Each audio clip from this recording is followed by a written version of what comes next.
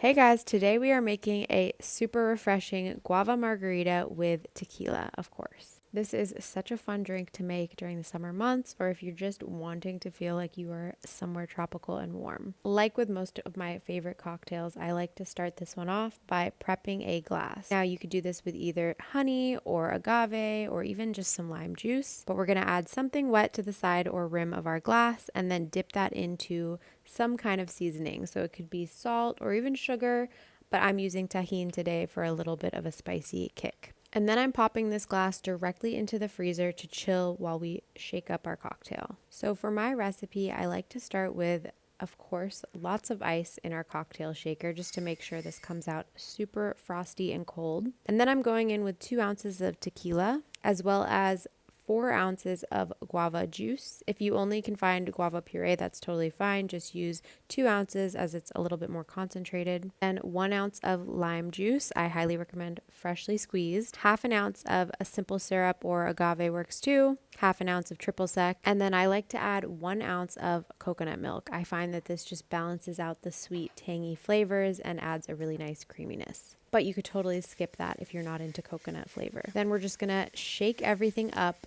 for at least 90 seconds until this cocktail shaker feels icy cold and almost too cold to touch. And then it's time to serve. So we're gonna grab our frosted glass, fill to the top with ice, and then pour your cocktail over top. Try not to make a mess like I did. I forgot that my cocktail shaker had ice in it, so I just ended up with ice and cocktail all over. But then I grabbed a strainer and it made things go a lot smoother. You can garnish this with a slice of lime, even a couple slices of jalapeno if you want it to be a little spicy, and enjoy.